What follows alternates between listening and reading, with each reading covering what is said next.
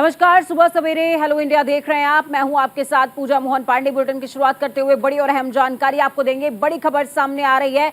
शनिवार को पीएम मोदी ने क्वाड देशों के राष्ट्राध्यक्षों के साथ में मुलाकात की है। पीएम मोदी अमेरिकी राष्ट्रपति जो बाइडेन, ऑस्ट्रेलियाई पीएम के साथ में बैठक करते नजर आए। क्वाड मीटिंग में पीएम मोदी ने कहा कि हिंद प्रशांत क्षेत्र में शांति, स्थिरता और समृद्धि के लिहाज से क्वाड का मंच बेहद खास है। ये मंच वैश्विक भलाई, लोगों के कल्याण के लिए प्रयास जारी रखेगा, साझा लोकतांत्रिक मूल्यों को आधार बनाकर आगे बढ़ता रहेगा। तो वहीं G7 समिट के दौरान प्रधानमंत्री मोदी का दुनिया के दिग्गज नेताओं के साथ मुलाकात का सिलसिला अभी भी बदस्तूर जारी है। प्रधानमंत्री मोदी ने फ्रांस के राष्ट्रपति इमैनुअल मैक्रों के साथ द्विपक्षीय बैठक करी। व्यापार, रक्षा क्षेत्र, असैन्य, परमाणु सहयोग समेत कई मुद्दों पर चर्चा हुई है। विदेश मंत्रालय की तरफ से बताया गया कि रणनीतिक साझेदारी पर बातचीत के साथ ही बैस्टिल डे के लिए प्रधानमंत्री मोदी के आगामी फ्रांस दौरे पर भी बातचीत हुई है।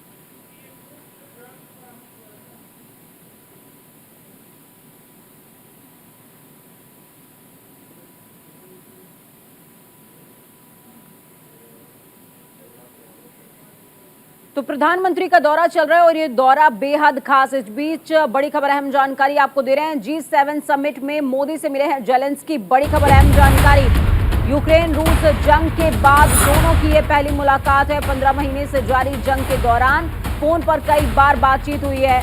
मोदी जेलेंस्की मुलाकात के दौरान मौजूद रहे। अजीत डोभाल, बड़ी खबर, अहम जानकारी इस वक्त की आपको दे रहे हैं। पीएम मोदी ने यूक्रेन के राष्ट्रपति व्लादिमीर जेलेंस्की से मुलाकात की है। यूक्रेन जंग इकोनॉमी का नहीं, इंसानियत का मुद्दा है, पीएम मोदी ने कहा है।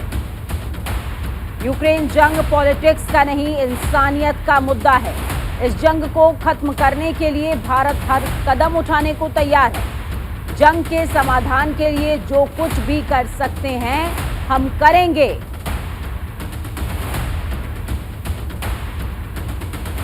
बेहद खास क्षण ये रहा और बेहद खास ये मुलाकात। तस्वीर में आप देख पाएंगे एस जयशंकर विदेश मंत्री, प्रधानमंत्री और साथ में रणनीतिकार, राष्ट्रीय सुरक्षा सलाहकार अजीत डोभाल भी आपको जब प्रधानमंत्री जेलेंस्की से बातचीत कर रहे हैं, यूक्रेन के तमाम प्रतिनिधियों से बातचीत कर रहे हैं, उस दौरान नजर आएंगे। एक तरफ एस जयशंकर, दूसरी तरफ राष्ट्रीय सुरक्षा सलाहकार अजीत डोभाल और तस्वीरें, फुटेज बेहद खास इसी के साथ।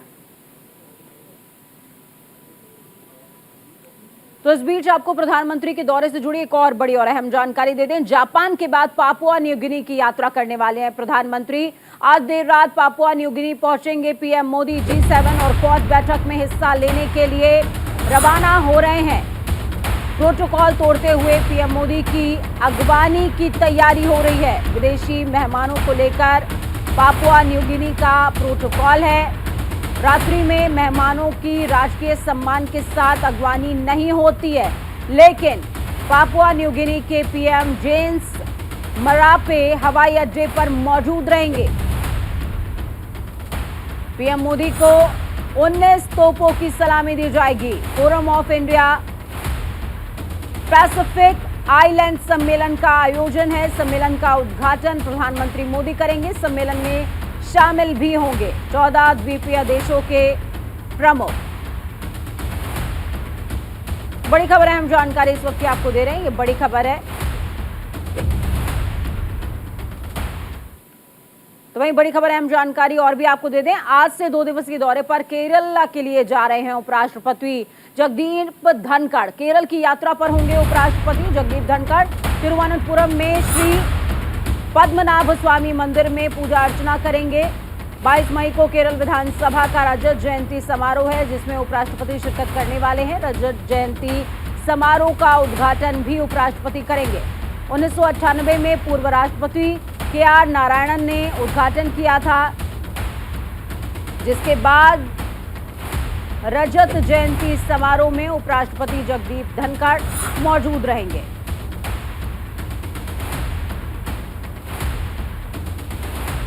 हर लिहाज से केरल के लिए ये क्षण बेहद खास।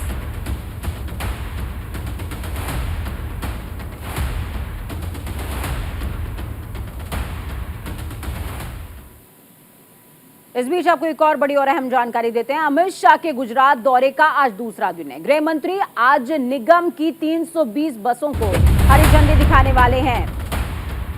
अमूल फेड डेयरी की ऑर्गेनिक प्रयोगशाला का भी गृह मंत्री उद्घाटन करेंगे। मोदी समुदाय के राष्ट्रीय सम्मेलन का शुभारंभ भी गृह मंत्री करने वाले हैं। अहमदाबाद में आज मोदी समुदाय का राष्ट्रीय सम्मेलन, नारनपुरा में जिम और पुस्तकालय का भी उद्घाटन करेंगे। अहमदाबाद के छारोड़ी गांव में झील का उद्घाटन करेंगे गृह मंत्री। बड़ी खबर, अहम जानकारी आपको दे रहे हैं।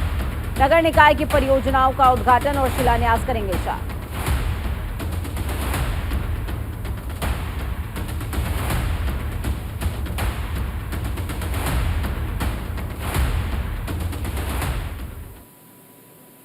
बड़ी खबर, अहम जानकारी और भी आपको देते हैं। मध्य प्रदेश से ये बड़ी खबर सामने आ रही है। मध्य प्रदेश सरकार ने शुरू की है नई पहल। वो पहल क्या है? बुजुर्गों को विमान से तीर्थ यात्रा कराएंगे सीएम शिवराज सिंह चौहान।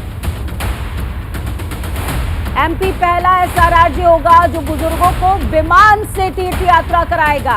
आज पहला विमान भोपाल से प्रयागराज के लिए उड़ान भरेगा। अब आप ये समझिए कि भोपाल से प्रयागराज यानी कि संगम नगरी का रुख करेगा पहली बार विमान, जिसमें बुजुर्ग सवार होंगे। आपने तमाम सरकारों के प्रयास देखे होंगे, सुने होंगे और समझे होंगे कि वो ट्रेन से और बसेस से तीर्थ यात्रा करवाते हैं, लेकिन शिवराज सरकार ने अहम फैसला लिया। इंडिगो विमान को हरी झंडी वो खुद दिखाएंगे। मुख्यमंत्री शिवराज सिंह चौहान मुख्यमंत्री तीर्थ दर्शन योजना के तहत विमान से तीर्थ यात्रा अब संभव हो सकेगी। तीर्थ यात्रा कराने के लिए 24 उड़ान संचालित होगी। एक विमान में 24 पुरुष और 8 महिलाएं यात्रा कर सकेंगी।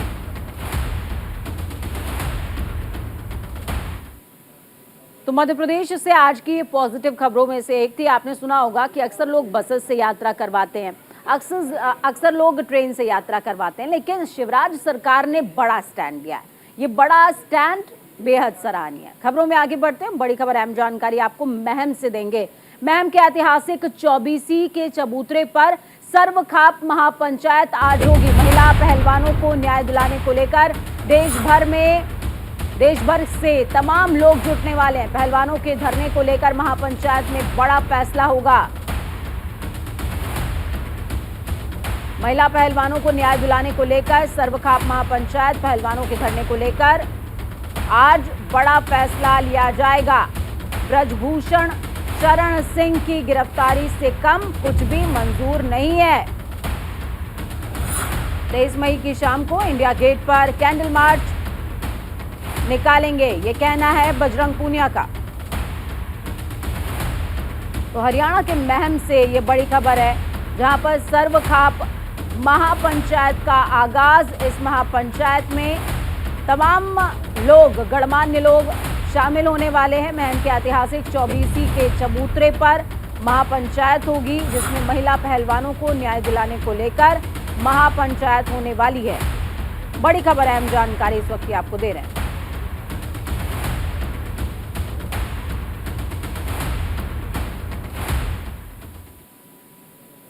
सुरक्षा के क्षेत्र से जुड़ी हुई बड़ी और अहम जानकारी आपको देते हैं। ये जानकारी क्या है समझिए। MiG-21 का जिक्र एक बार फिर से हो रहा है।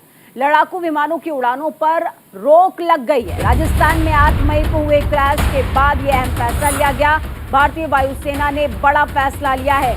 MiG-21 की उड़ान पर रोक लगा दी गई है। जांच पूरी होने तक MiG-21 को ग्राउंडेड रखने का फैसला है। MiG-21 के पूरे बेड़े की उड़ान पर रोक।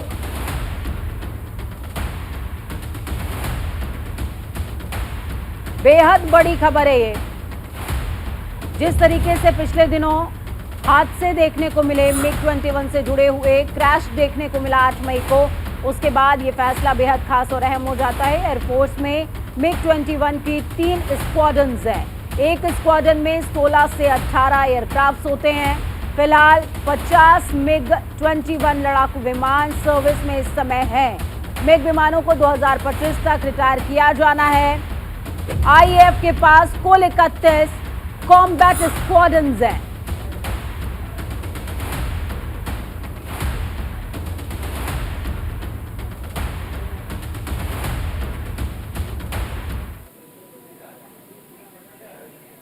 मिग 21 लड़ाकू विमानों की उड़ानों पर रोक लगा दी गई है।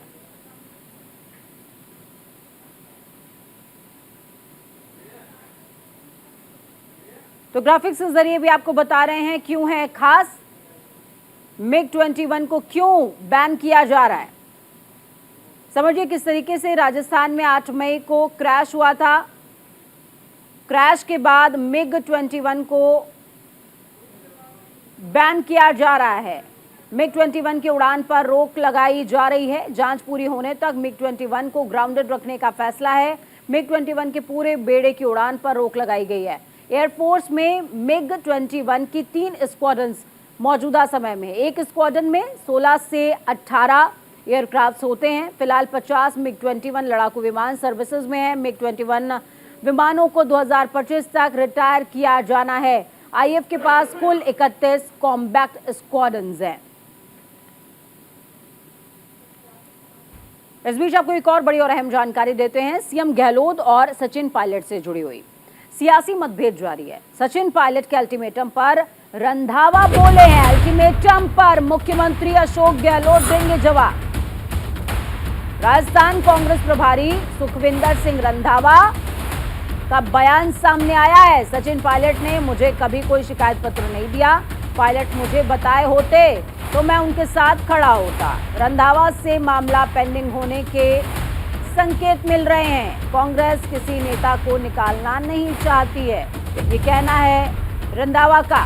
कांग्रेस जो छोड़कर गया उसका हाल सब जानते हैं। मेरे को आज तक किसी एक भी, ना सचिन जी ने कभी कहा, और मैं आपको भी पता, मैं उनके घर जाकर भी मिलता रहा हूँ, ना उन्होंने मेरे को कभी वसुंधरा के बारे में बात की, तो ना ही कभी किसी और के बात की। अगर जिस दिन फाउंडेशन डे था कांग्रेस का, उस दिन भी उनको बोलना चाहिए था। मैंने कहा था कि आप बोलिए, तो वो बोले नहीं। वहाँ वो अगर बात करते तो मेरा ख्याल आज सुखविंदर सिंह रंधावा भी उनके साथ खड़ा होकर कहता कि इन्होंने पहले भी कहा था और इसको क्यों नहीं किया गया। आज भी वो अगर वसुंधरा के अगेंस्ट कोई मेरे को उनके जो करप्शन के चार्जेस वो लगा रहे हैं, उसका कोई पेपर आएगा और मैं ना कर सका तो दिल्ली से चीफ मिनिस्टर से करवाऊंगा कि आप टाइम बाउंड इंक्वायरी। तो अगली खबर भी राजस्थान से सामने आ रही है, जहां पर सरकार के कैबिनेट मंत्री यानी कि प्रताप सिंह खाचरियावास ने केंद्र सरकार पर निशाना साधते हुए कहा कि नोटबंदी के नाम पर देश के हालात खराब हो रहे हैं। केंद्र सरकार की तरफ से नोटबंदी करके देश की जनता को परेशान किया जा रहा है, गुमराह किया जा रहा है। उन्होंने कहा केंद्र सरकार ने पिछली बार नोटबंदी करने के बाद कहा था कि इससे 15 लाख रुपए आ जाएंगे और लोगों के भी अच्छे दिन आ जाएंगे, लेकिन ऐसा कुछ देखने को मिला नहीं। खाचरियावास ने कहा कि जिस देश में रोज करेंसी बदलती हो, उस देश की करेंसी बदनाम हो जाएगी।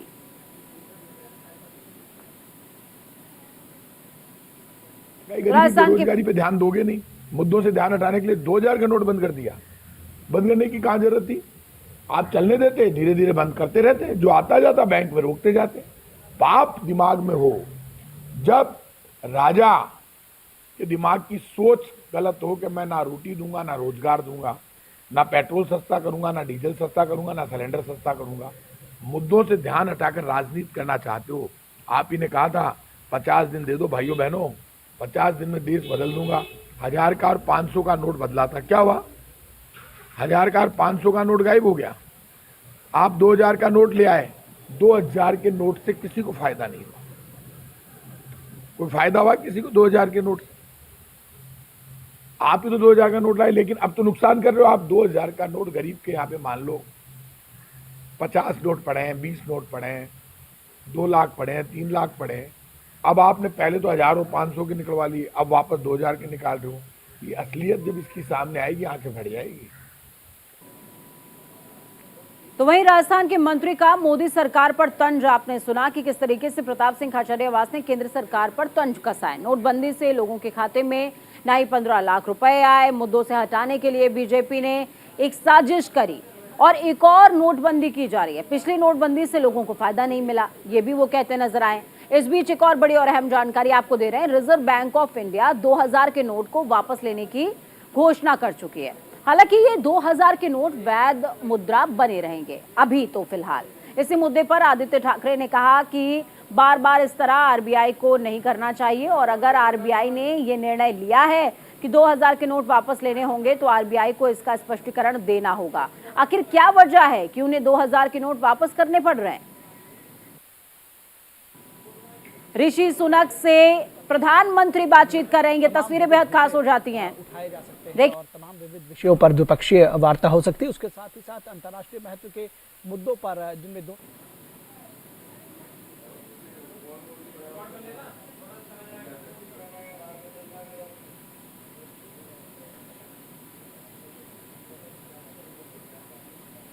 तो प्रधानमंत्री की सहजता, वैसे तो तमाम जो विदेशी राष्ट्रपति हैं, प्रेसिडेंट्स हैं, उनके साथ में देखने को मिलती है, लेकिन ऋषि सुनक के साथ में जब वो हाथ मिलाते हैं और ऋषि सुनक के हाथ का कलावा नजर आता है, ऋषि सुनक की सहजता नजर आती है प्रधानमंत्री के साथ में, वो आत्मीय क्षण होता है। और वही आत्मीय क्षण, वही तस्वीरें हमने आपके साथ साझा करी हैं। इस बीच पटना की सियासत वापस आपको लिए चलते हैं। बड़ी खबर सामने आ रही है पटना से। पटना में आरजेडी के प्रदेश प्रवक्ता शक्ति यादव ने 2000 का नोट बंद करने को लेकर के केंद्र सरकार पर निशाना साधा। शक्ति यादव चुप कहां रहने वाले हैं। उनका कहना है कि नवंबर 2016 में भी केंद्र सरकार ने नोटबंदी करी थी, जिसके चलते देश की अर्थव्यवस्था पूरी तरीके से डामाडोल हो गई। अब एक बार फिर से केंद्र सरकार ने नोटबंदी कर दी है, जिसके चलते फिर से देश की अर्थव्यवस्था पर खतरा मंडराने लगा है, लेकिन सरकार मानने को तैयार नहीं।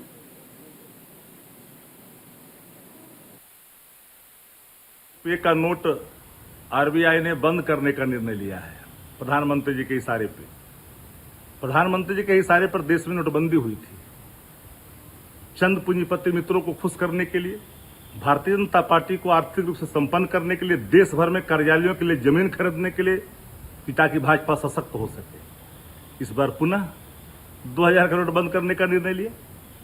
नोटबंदी देश की अर्थव्यवस्था के लिए घातक निकला। पूरी तरह से चरमरा गई देश की अर्थव्यवस्था। आनन फानन में निर्णय ले गया। ओफो की स्थिति थी देश के अंदर में। प्रधानमंत्री जी को सभी बिंदुओं पर देश की जनता के सामने तथ्यात्मक बातें रखनी चाहिए।